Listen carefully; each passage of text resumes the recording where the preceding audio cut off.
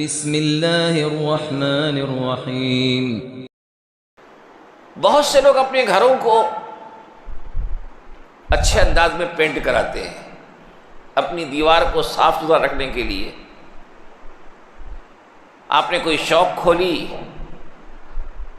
اس کے پمفلٹ آپ نے پرنٹ کروایا، لوگوں کی دیوار جا کے چپکا دیا وہاں پہ۔ مساجد کے گیٹ پر، مساجد کے دروازے پر آپ اسے چپکا دے رہے ہیں۔ یہ مسجد کیا ہے؟ یہ اللہ کی ملکیت ہے، اور مسجد کی چیزوں کا غیر مسجد کے لیے استفادہ فقہ نے اس سے منع کیا ہے۔ تو لوگوں کے گھروں، لوگوں کی دیواروں پر بلا ان کی اجازت کے، اور مساجد کے دروازوں پہ اور ادھر ادھر پوسٹروں کو چپکا چپکا کر کے لوگوں کی دیواروں کو اور مساجد کی دیواروں کو خراب کرنا، یہ بھی فقہ نے لکھا ہے کہ یہ بھی ظلم ہے، لیکن لوگوں کو اس کا احساس نہیں ہے۔ بہت سی برائیاں وہ ہیں جو حقیقت میں شریعت کی نظر میں بری ہیں، لیکن لوگوں کی نظروں میں وہ چیزیں بری نہیں رہی۔ تو ہماری نظر میں کوئی چیز بری نہیں ہے، اس کا مطلب یہ نہیں ہے کہ وہ چیز بری نہیں ہے، بلکہ یہ ہماری غفلت ہے، ہماری بے دینی ہے کہ ہمیں برائی نہیں دکھ رہی ہے۔ ہر وہ چیز جو شریعت کی نظر میں بری ہے وہ بری ہے۔ فقہ نے تو یہاں تک لکھا ہے کہ کسی کے مال سے اس کی اجازت کے بغیر استفادہ یہ درست نہیں ہے۔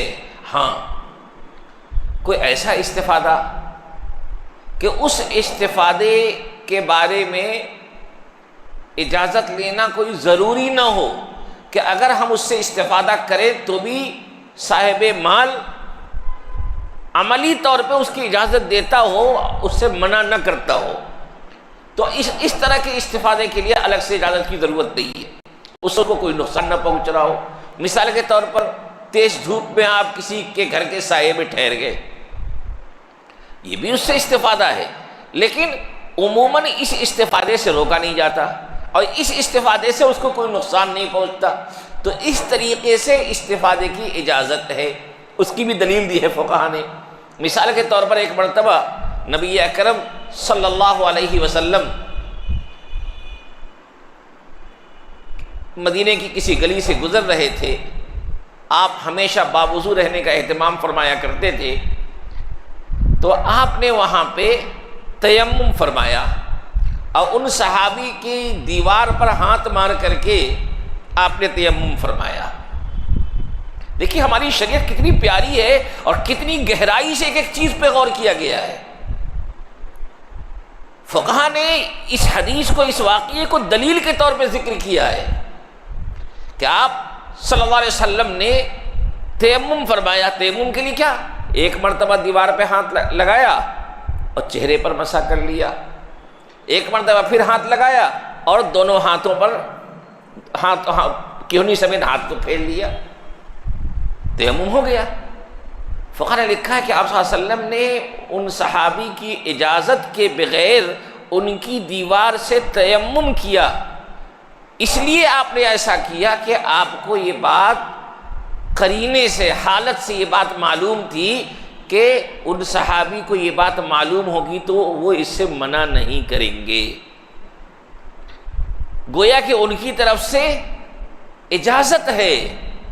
تو اسی کی روشنی میں لکھا کہ اگر کسی کے مال سے کوئی ایسا استفادہ کہ اس استفادے سے اس کو کوئی نقصان نہیں پہنچ رہا ہے، اور وہ معلوم بھی ہو، اس کو وہ دیکھ بھی لے، تو وہ اس سے منع نہ کرے، نہ روکے، تو فرمایا کہ ایسا تو استفادہ کر سکتے، لیکن ایسا استفادہ کہ جس سے اس کو نقصان پہنچ رہا ہو، جو اس کی اجازت نہ دے سکتا ہو،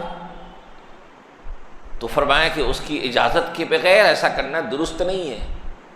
اب لوگ پوسٹر لگا دیتے، دیواروں پہ کچھ لکھ دیتے، بتائیے کہ اس سے دیوار اس کی خراب ہوتی ہے، مسجدوں کی دیواریں خراب ہوتی ہیں، اور آج تو اپنی امت میں ان چیزوں کے حوالے سے ایسی لاپرواہی ہے کہ بس اللہ ہی حفاظت فرمائے۔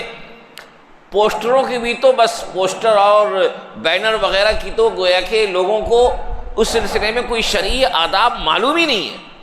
ابھی چند دنوں پہلے میں ایک سفر پہ تھا، تو ایک راستے میں ایک مسجد کے پاس ہم لوگ رکے کہ نماز پڑھ لیں گے، تو دیکھا کہ اس مسجد کی دیوار پر ترتیب سے ایک ہی پوسٹر، 6 پوسٹر لگائے گئے تھے، بالکل ایک دوسرے کے قریب قریب۔ ایک پوسٹر کا مقصد اطلاع دینا ہوتا ہے، ایک پوسٹر بھی لگا دیتے تو لوگوں کو اطلاع ہو جاتی کہ بھائی فلاں جگہ یہ پروگرام ہو رہا ہے، فلاں فلاں لوگ آ رہے ہیں۔ آپ نے ایک ساتھ 6 7 پوسٹر لگا دیے، آپ بھی دیکھتے ہوں گے اس طریقے سے، یہ کیا ہو رہا ہے؟ یہ فرمایا کہ بلا ضرورت اگر چاول کا، گیہوں کا ایک دانہ بھی خرچ کیا گیا تو وہ بھی اسراف ہے، اللہ اسراف کرنے والے کو پسند نہیں کرتے ہیں۔ ہمیں بہت منمانی کی زندگی گزارنے کی اجازت نہیں ہے، ایک ایک قدم کا محاسبہ کرنا ہے، اور محاسبے والی زندگی گزاریں گے تو ہی ہم کامیاب ہوں گے۔